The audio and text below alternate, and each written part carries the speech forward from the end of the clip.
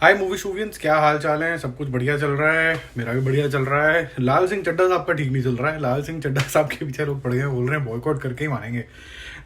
कुछ लोग बहुत ज़्यादा विश्वास रखते हैं Aamir Khan as an actor के ऊपर। तो इतना विश्वास है कि जो मैंने सर्वे कराया था उसके बारे में हम डिटेल में अलग वीडियो में बात करेंगे।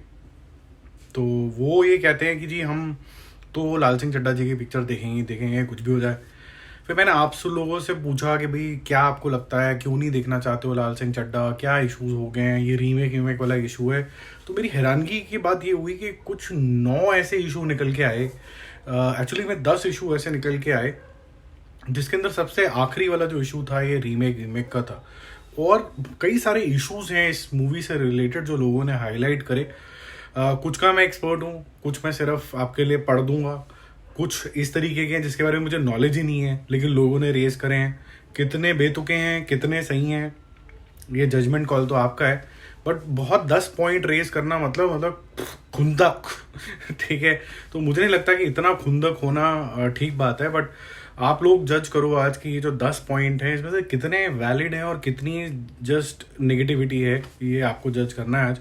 तो पहला पॉइंट तो कुछ यूं है कि पीके के अंदर जो लॉर्ड शिवा का जो मजाक बनाया गया, उनको लगता है कि लोगों को लगता है कि यार ये नहीं होना चाहिए था। और कभी भी किसी मुस्लिम कल्चर को लेके, रिलीजन को लेके इस तरीके की जो सेंसिटिविटी है उसको ध्यान रखा जाता है, कभी भी मूवी में नहीं दिखाया जा सकता। तो ये जो पॉइंट है ये काफ़ी लोगों ने रेज किया और ये काफ़ी बड़ा पॉइंट है जो काफ़ी टाइम से चले आ रहा है। तो मेरा व्यू पॉइंट इसके ऊपर ये है कि जी हाँ, बिल्कुल नहीं होना चाहिए था। क्या इसका जिम्मेदार आमिर खान है, या फिर वो मेकर है, या फिर वो डायरेक्टर है, या फिर वो स्टोरी राइटर है जिसने ये किया, पता नहीं। इकट्ठे मिलके इसके ऊपर डिस्कशन करते हैं, कमेंट ज़रूर करना। और फिर सेकंड पॉइंट था कि 2015 के अंदर जी हम इनटॉलरेंट हो गए हैं और मुझे तो ये कंट्री छोड़ के जाना है, ऐसा उनका कुछ विचार था। ठीक है, कभी कभी हम लोग भी गुस्से में बोलते हैं कि यार ये कंट्री क्या होती जा रही है, हमारे ज़माने में तो ये हुआ करता था, हम लोग तो छतों पे सो जाया करते थे और कोई क्राइम नहीं था, ये नहीं था। अब थोड़ा सा क्राइम बढ़ता जा रहा है, पोल्यूशन बढ़ गया है। क्या वो स्टेटमेंट इस नज़रिए से बोली गई थी या he meant that, I don't know. मैंने तो वो कॉन्वर्सेशन सुनी भी नहीं है, बट जिन्होंने सुनी है कमेंट करके बताओ। तीसरी जो चीज़ है इसके बारे में मेरे को ना बिल्कुल भी नॉलेज नहीं है, तो आपके पास अगर ज्ञान है तो ज़रूर देना। टर्की में एक मीटिंग हुई थी, अर्दोगन करके कोई जना है, उनकी वाइफ से, और ऐसा कहा जाता है कि वो टेरर फंड करता है। तो उनकी वाइफ से जो मीटिंग है, उसकी फोटो वोटे तो बहुत आई थी न्यूज़पेपर में, उनसे जो मीटिंग है वो लोगों को बिल्कुल नहीं भाई। इसी तरीके से एक मीटिंग हुई थी मौलवी तारिक से, जो कि पाकिस्तान में है। ऐसा कहा जाता है कि वो भी जिहाद अगेंस्ट इंडिया में कुछ ना कुछ उनका रोल है। मुझे इन दोनों पॉइंट के बारे में बिल्कुल नहीं पता, सॉरी। मेरी जो ये जो पॉलिटिकल इन्वायरमेंट से रिलेटेड जो इन्फॉर्मेशन होती है मेरे पास बहुत कम होती है, ज़्यादा पता नहीं होता है। आप लोगों को ज़्यादा पता होगा तो बताना। फिफ्थ में ये है कि जब एसएसआर का जो डेथ का केस हुआ, उसके अंदर ये साहब कुछ बोले नहीं। तो वो तो बोली तो बहुत सी दुनिया कुछ नहीं, और जिनको बोलना चाहिए था वो भी नहीं बोले। पुलिस को जो पॉलिटिकल रीजंस थे वो blame game on Hindi cinema, बहुत कुछ हुआ। तो इसका आमिर खान का नाम यहाँ पर अटैच होना पता नहीं कितना रेलेवेंट है यहाँ पर। मुझे ज़्यादा रेलेवेंट नहीं लगता, बिकॉज जब बहुत ज़्यादा कंट्रोवर्शियल चीज़ हो जाती है तो you can decide to be quieter. ये मेरा व्यू पॉइंट है। ऐसा हो सकता है कि आज भी बहुत से लोग ये बोलते हैं कि जी एसएसआर ने भी ड्रग्स क्यों लिए, अगर वो इतना ज़्यादा नूना बच्चा था तो उसको क्या समझ में नहीं आ रही थी कि वो ड्रग्स इतने सारे क्यों लेता चला जा रहा था। और अभी जब रिया को भी पकड़ा गया तो उसमें ये पता चला कि उसी के लिए वो ड्रग्स लेके आ रही है।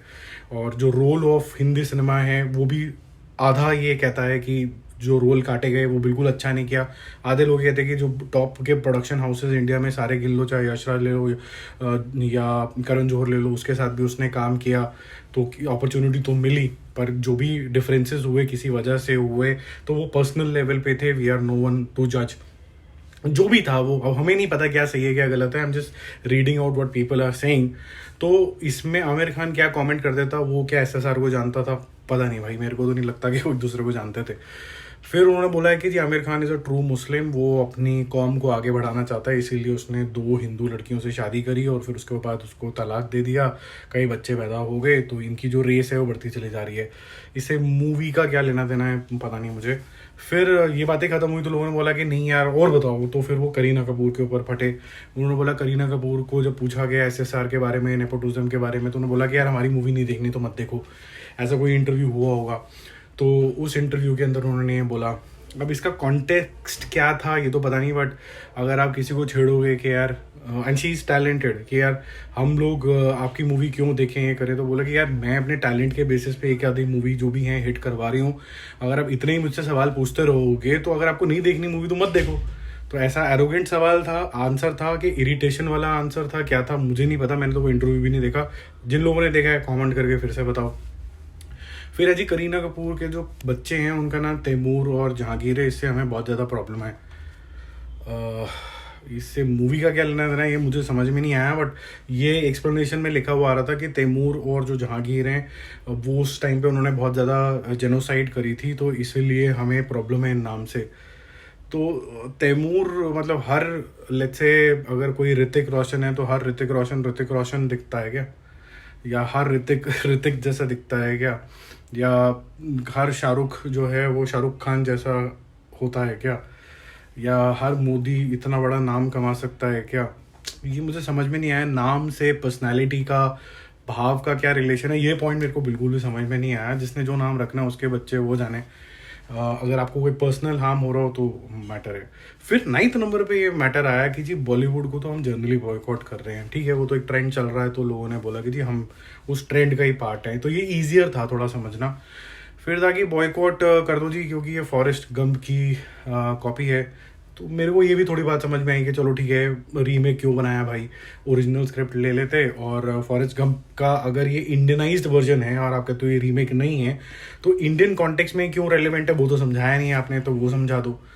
तो वो मेरे को पॉइंट समझ में आया, बाकी सारे पॉइंट मुझे थोड़े ज़्यादा समझ में आए नहीं। अगर आपको समझ में आया तो बताओ, बट ये 10 स्कूल मिला के कुछ पॉइंट्स हैं जो इधर उधर, इधर से कान पकड़ उधर से कान पकड़ के घूम रहे हैं, और ये बोला जा रहा है कि इसको बॉयकॉट करो। ये कितना रीजनेबल है कितना नहीं है ये आपको कमेंट करके बताना है, मेरी भी नॉलेज बढ़ेगी और हमारी सारे मूवी स्टूडेंट्स की कम्युनिटी की जो नॉलेज है वो बढ़ेगी। कोशिश ये करना कि यार कड़वाहट कम रहे, पॉजिटिविटी और ऑब्जेक्टिविटी रखते हुए आंसर करना यार, ये मेरी बस आपसे रिक्वेस्ट है। कई बारी ऐसे मैटर्स के अंदर आप भावुक हो जाते हो, मैं समझ सकता हूँ, लेकिन थोड़ा कोशिश करना कि रिस्पेक्टफुली आंसर करें, ठीक है।